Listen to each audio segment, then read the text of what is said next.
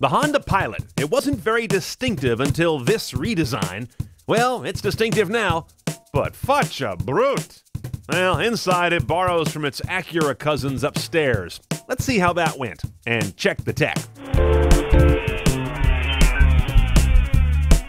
Now, because we're in a Pilot touring, just about everything I'm going to show you is baked into the spec. There's almost nothing on the option sheet in terms of the cool tech we care about here at Cnet. We have AM/FM, but no HD radio. We have XM as our satellite radio.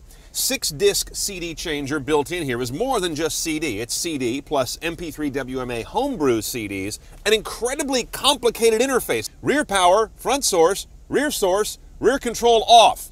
What the hell does that mean? Rear power, I guess, means I turn the rear system on and off from here. I get that. But what's front source? Does that mean watch or listen to the front source here? Or send the front source to the back because it's right near the rear power button? I don't know. It's like rear source. What does that mean? Bring the rear source up to here? Or select the rear source from the folks in the rear from the front? Or play what I'm doing here on the rear system? What the hell?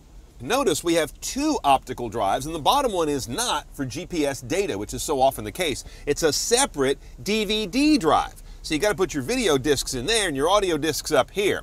This is a complicated mess. Now, under CD aux, let me show you some tricks here. We've got a lot of things under that button. CD is the upper deck. The next one is USB. We've got a USB port here for thumb drives or iPods. The next one is aux video in. Those are on the back of the console here, a set of RCAs. And then aux audio in. Separate aux jack up here in the console, audio only, stereo mini.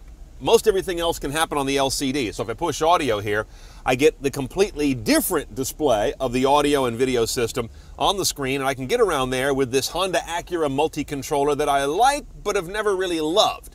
We have 512 watts of power. It is a surround sound system. You see we got the Dolby PL2 logic over here. Navigation is very familiar. We've seen this system 100 if not 1,000 times on Honda Acura vehicles. And the map resolution, look at that. It's just play school. This vehicle also comes with standard Bluetooth hands-free, no A2DP stereo streaming in that Bluetooth package though. Your goofy transmission is up here on this kind of oddly placed selector. It's a standard 5-speed automatic, nothing terribly clever about it, and there's no other choice. And you do have a rear backup camera on this Touring Edition. And you can see the resolution is pretty good, although there is no trajectory marking. No parking aids, it's just a camera that will show you where you're going. It's pretty basic. The only option on this car is this guy, the rear seat entertainment system. It's a 9-inch drop-down monitor right where it can get in the way of your rear view mirror, but honestly not much because the roof is very high on this vehicle, so I can forgive that. And you got a bunch of headphone jacks here for your favorite iPod headphones if you want to use those, or the vehicle comes with some, decent wireless headphones. I believe 2 pair of these are included, which is pretty common these days as well. Driving the Pilot makes you feel sort of like a pilot, a harbor pilot. It's boatier than you'd expect a mid-sized SUV to be. There's a little wallow side to side and bobbing fore and aft. The ride is cushy, none of this is tragic, but you'll never call the handling precise. The Pilot has variable cylinder management, meaning it can run on all 6 cylinders, or 4, or just 3 when cruising. The Eco light there on the dash tells you when it's doing so, but not how many cylinders it's doing so with.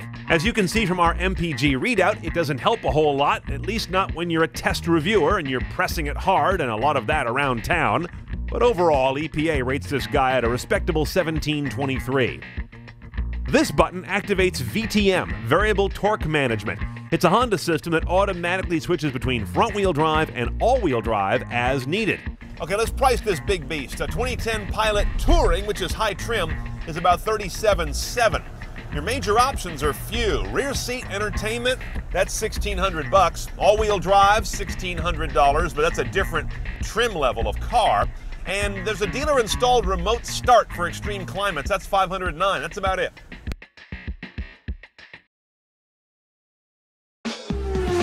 Hey folks, Brian Cooley from Cnet.com. Now when we check the performance of a piece of tech, we check the performance of a piece of tech.